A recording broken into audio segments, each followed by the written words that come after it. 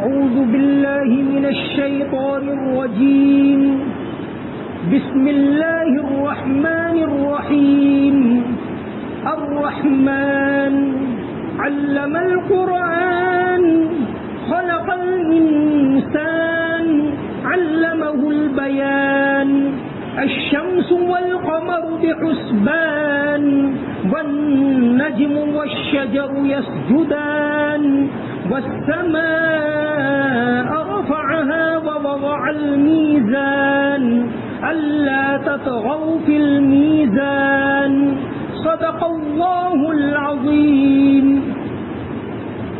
وہ رحمان ہی ہے جس نے قرآن کی تعلیم دی، اسی نے انسان کو پیدا کیا، پھر اس کو بولنا سکھایا۔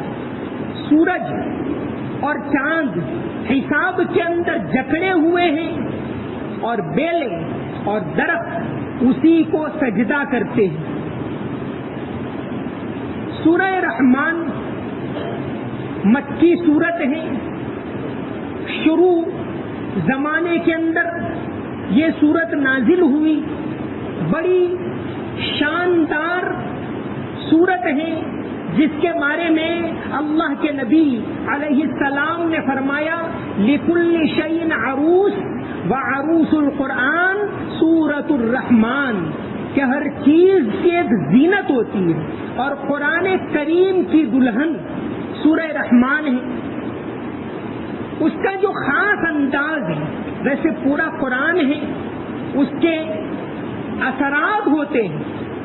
ایک تو اس کو پڑھیں، اچھی آواز سے پڑھیں تو اس کے اثرات ہوتے ہیں۔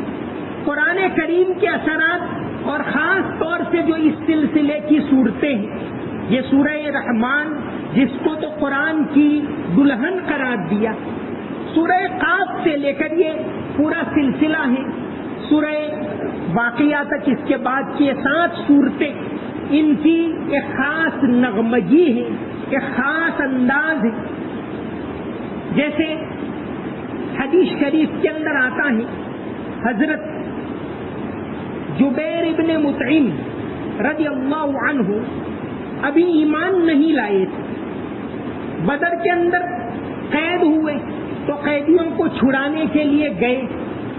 ان کے والد مطعم یہ بھی ایمان نہیں لائے تھے، لیکن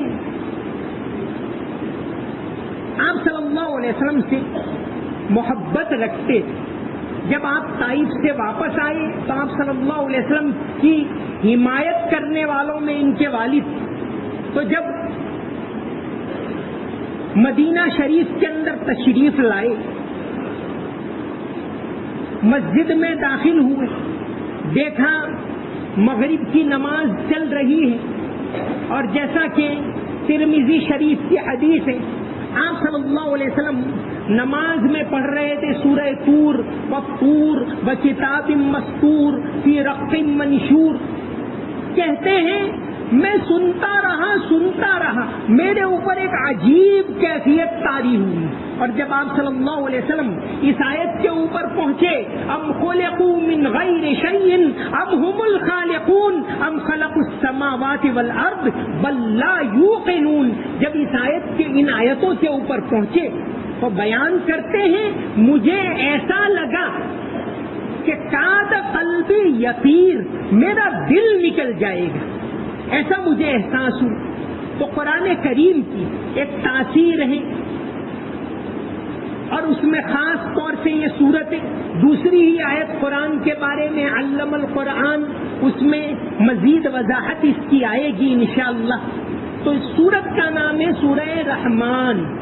اللہ تعالیٰ کا ایک نام ہے رحمان، اللہ کی ایک صفت ہے رحمان، اور اللہ کی تمام صفتیں ہیں وہ بڑی عالی شان ہے، لیکن اس میں اس صفت کو، رحمان اور رحیم کی صفت کو اللہ تعالیٰ نے سب سے زیادہ ہائی لائٹ کیا ہے۔ آپ بسم اللہ کے اندر بھی پڑھتے ہیں بسم اللہ الرحمن الرحیم، یہی دونوں نام آتے ہیں اللہ کے ساتھ۔ الحمدللہ رب العالمین الرحمن الرحیم، تو گویا اللہ کے اس نام کا بہت اونچا مقام. حدیث شریف کے اندر آتا ہے نبی کریم صلی اللہ علیہ وسلم نے فرمایا ان للہ عز وجل 99 اسما 100 الا واحدا لا يحفظها احد الا دخل الجنہ. کہ اللہ تعالیٰ کے 99 نام ہیں. پھر آپ صلی اللہ علیہ وسلم نے آگے فرمایا 100 میں ایک کم جو شخص ان کو یاد کر لے وہ جنت میں داخل ہوگا. اور ترمذی شریف میں پورے 99 نام تفصیل سے آئے.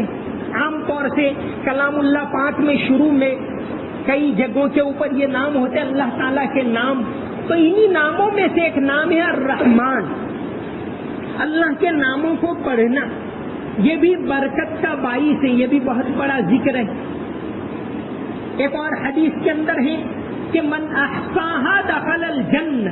اللہ تعالیٰ کے 99 نام ہیں جو ان کو یاد کر لے گا وہ جنت میں جائے گا. تو اللہ تعالیٰ کی یہ صفات ہیں. قاضی سلیمان منصور پوری رحمت اللہ علیہ انگریز کے زمانے میں جج تھے پٹیالہ کے اندر. انہوں نے کئی اچھی کتابیں لکھی. ایک تو رحمت للعالمین, آپ صلی اللہ علیہ وسلم کے بارے میں جو کتاب لکھی ہے رحمت للعالمین, اس میں انگریزوں نے اور دوسرے لوگوں نے آپ کی شان میں جو گستاخیاں کی یا جو اعتراضات کیے اس کے جوابات اس میں دیے ہیں. یہ بھی ایک ان کی بہت اچھی کتاب ہے. ایک کتاب ان کی ہے اصحاب بدر.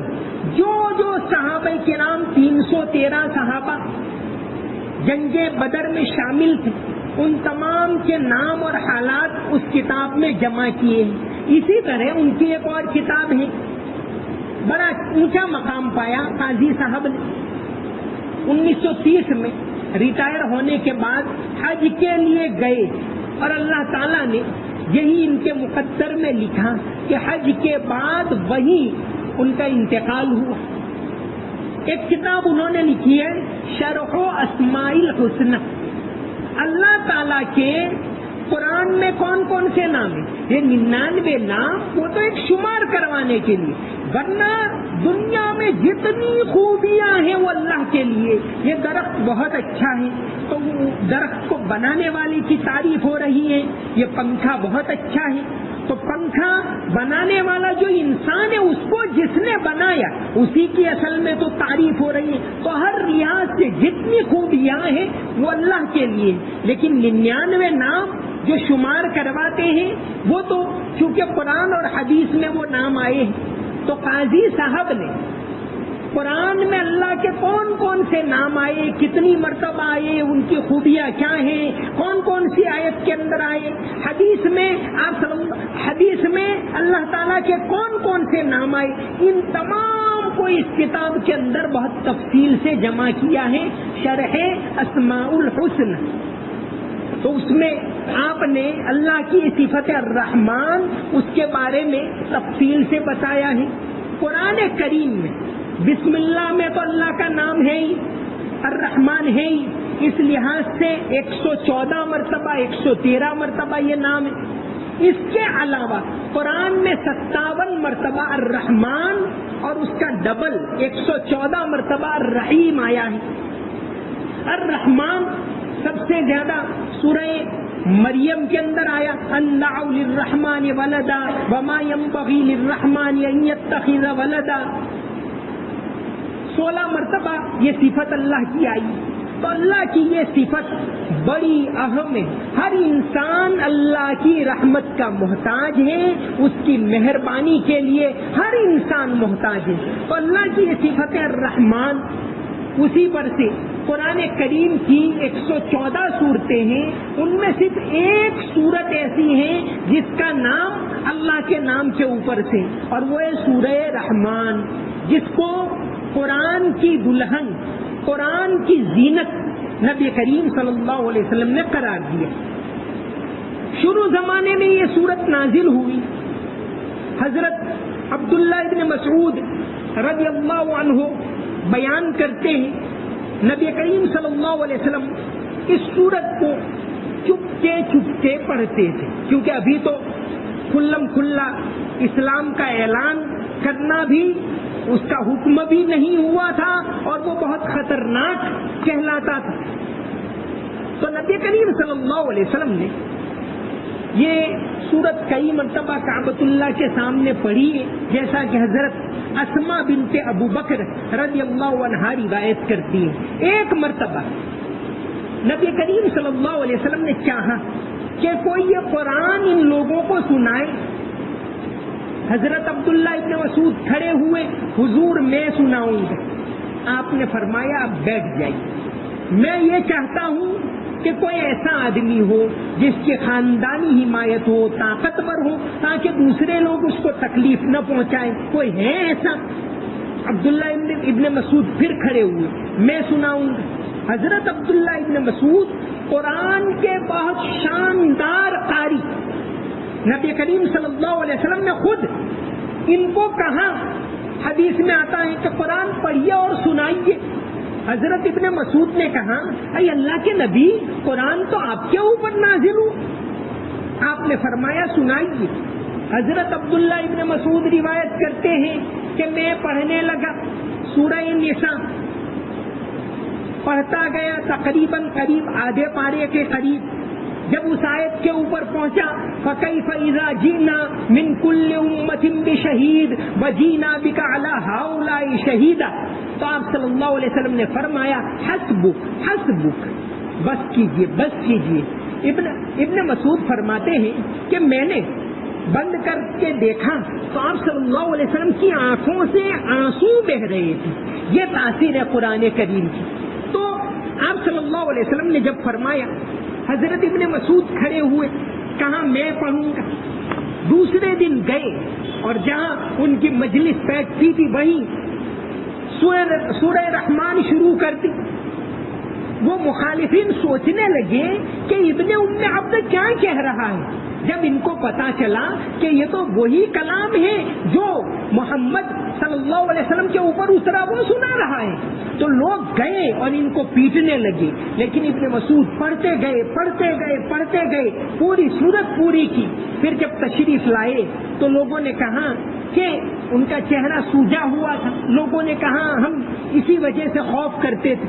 حضرت ابن مسعود نے کہا بالکل نہیں، یہ تو میرے لیے بالکل آسان ہے، اگر تم کہو تو کل پھر جا کر میں سناؤں. کہا نہیں نہیں، بہت اچھا کیا تم نے یہ کلام ان کو سنایا. تو یہ سورہ رحمان انہوں نے پڑھ کر سنائی تھی. سورت کا نام ہے الرحمن. یہ اللہ تعالیٰ کی صفت ہے.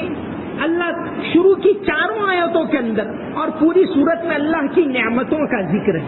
اللہ کی نعمتوں کا ذکر کر کے اللہ کی پہچان کروائی گئی کہ وہ ذات کتنی عالی شان ہے، جس نے سورج بنایا، جس نے انسان کو بنایا، جس نے انسان کو بولنا سکھایا، جس نے سمندر بنائے. یہ ساری چیزوں کا ذکر سورت کے اندر ہے. دنیا کی نعمتوں کا، پھر آخرت کی نعمتوں کا اس سورت کے اندر ذکر ہے. تو سب سے پہلی 4 آیتیں بہت اہم ہیں. پہلی آیت الرحمن کہ اللہ تعالیٰ نہایت رحم کرنے والے ہیں. اللہ کے 2 نام ہیں، الرحمن اور الرحیم. یہ 2 صفات، دونوں کا مطلب تو ویسے تقریباً ملتا جلتا ہے، لیکن اس کے باوجود جب قرآن نے دونوں میں فرق کیا ہے تو کچھ نہ کچھ ان کے اندر فرق ہے. مطلب ہوتا ہے رحم کرنے والا، انتہائی رحم کرنے والا، بہت زیادہ مہربان. ہمارا دل دھڑک رہا ہے کس کی مہربانی سے، خون اندر دوڑ رہا ہے، پمپنگ کا نظام ہم نے تو نہیں چلایا، میری زبان بول رہی ہے، بولنا میں نے تو نہیں سکھایا، کوئی بولنے کی مشین میں نے تو اندر نہیں فٹ کی، یہ دماغ سوچ رہا ہے یہ میں نے تو نہیں کیا. یہ سب اس کی مہربانی سے ہو رہا ہے. یہ بارش ہو رہی ہے، پانی آ رہا ہے، غلہ اگ رہا ہے، یہ ساری چیزیں ہیں وہ اس مہربان ذات کی قدرت کا مظہر ہے، وہی ہے الرحمن. تو یہ اللہ تبارک و تعالیٰ کی صفت ہے، نہایت رحم کرنے والا، بہت زیادہ رحم کرنے والا. ہر انسان اس کی رحمت کا محتاج ہے، دنیا میں بھی آخرت میں بھی. رحمت حدیث شریف کے اندر آتا ہے کہ رحمت کے، مہربانی کے، شفقت کے، پیار کے 100 حصے ہیں، اس میں سے اللہ تعالیٰ نے 99 اپنے پاس رکھے اور ایک ساری مخلوقات کو دیا. اس کی وجہ سے ایک دوسرے کے اوپر رحم کرتے ہیں. یہاں تک کہ حدیث نے آگے فرمایا کہ اسی مہربانی کی وجہ سے گھوڑا اپنا بچہ دب نہ جائے اس لیے اپنا پاؤں اونچا کر دیتا ہے. یہ بھی یہ اللہ کی رحمت. رحمت کیسی؟ میاں اور بیوی کے درمیان جو محبت ہے، جس کو قرآن نے کہا وَجَعَلَ بَيْنَكُمْ مَوَدَّةً وَرَحْمَةً، وہ بھی اسی نے.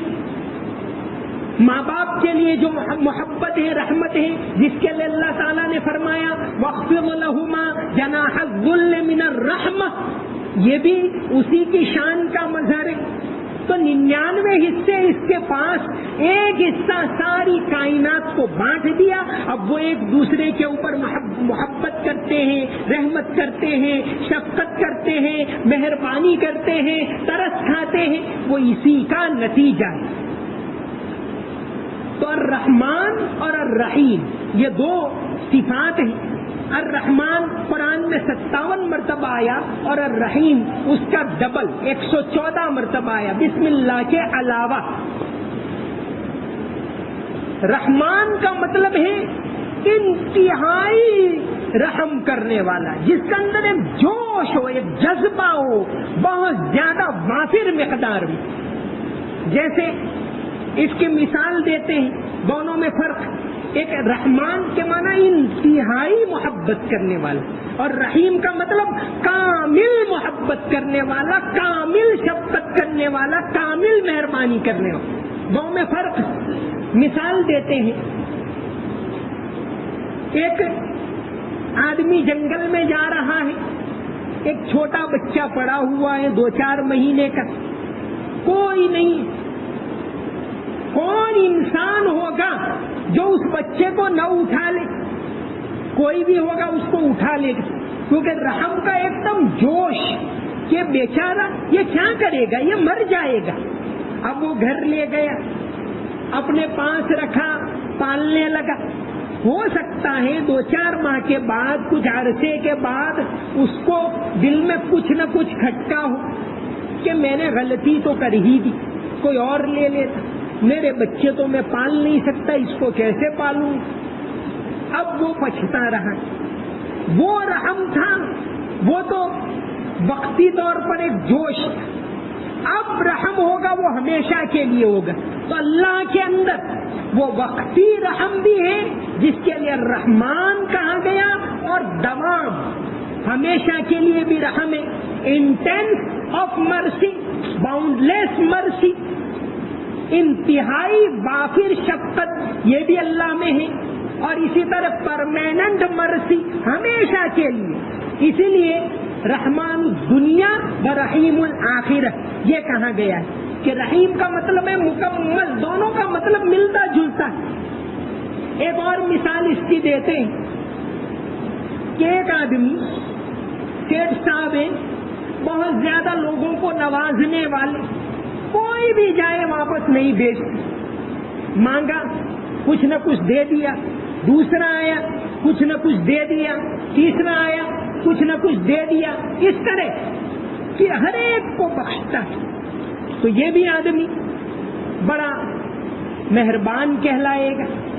ایک دوسرا آدمی ہے، وہ بھی بہت زیادہ سخی ہے، لیکن کوئی مانگتا ہے پہلے جانچ کرتا ہے کہ بھئی یہ مانگنے کے لیے آ رہے ہیں، انڈائریکٹ جانچ ہونی چاہیے کہ ضرورت مند ہے کہ نہیں، کیسی حالت ہے ان کی. یہ برابر جانچ کرتے تاکہ فراڈ نہ ہو جائے، کوئی دھوکہ نہ دے جائے. لیکن پتا چلا ہاں بھائی ضرورت مند ہے، کتنا چاہیے کہ مکان بنانے کے 5 لاکھ لو لے جاؤ، جتنا چاہیے اتنا دیتے. تو یہ مسلسل رحمت ہے. ایک تو وقتی ہے کہ وہ پہلے والا آدمی ہر ایک کو دیتا ہے، تھوڑا تھوڑا دیتا ہے. دوسرا ہے وہ کامل دیتا ہے. تو یہی اللہ کی صفات کا تو کوئی موازنہ نہیں کر سکتا، لیکن یہ مثال دیتے. تو اللہ اللہ تعالیٰ الرحمن بھی ہے الرحیم بھی ہے، انتہائی رحمت والے، انتہائی شفقت والے. کہ حدیث شریف کے اندر یہ بات آئی کہ اس کی رحمت کے 100 حصے ہیں، اس میں سے 99 اپنے پاس رکھے اور ایک حصہ ساری مخلوق کو بانٹ دیا. اب وہ اس کی وجہ سے ایک دوسرے کے اوپر رحمت کرتے ہیں، ایک دوسرے کے اوپر شفقت کرتے ہیں. تو یہ سورہ رحمان ہے، اس کے اندر اللہ تبارک و تعالیٰ کی نشانیاں بیان کی گئی ہیں، اس کی نعمتوں کا بیان کیا گیا ہے. مکہ کے اندر نازل ہونے والی صورتیں ایک ہی آیت اس صورت کے اندر ریپیٹ ہوتے 31 مرتبہ. فَبِأَيِّ آلَاءِ رَبِّكُمَا تُكَذِّبَانِ سورت کی کل 78 آیتیں ہیں، اس میں 31 مرتبہ. چونکہ سورت ایک زینت والی صورت ہے، اس صورت کے اندر جو ہے اس کا نغمہ جو ہے ایک بڑا عجیب ہے، بڑا دلکش ہے، بڑا اثر انداز. اور ترجیح کے معنی بعض مرتبہ جیسے شاعری کے اندر بھی کوئی بات ریپیٹ ہوتی ہے تو اس کے اندر ایک الگ طرح کا مزہ معلوم ہوتا ہے.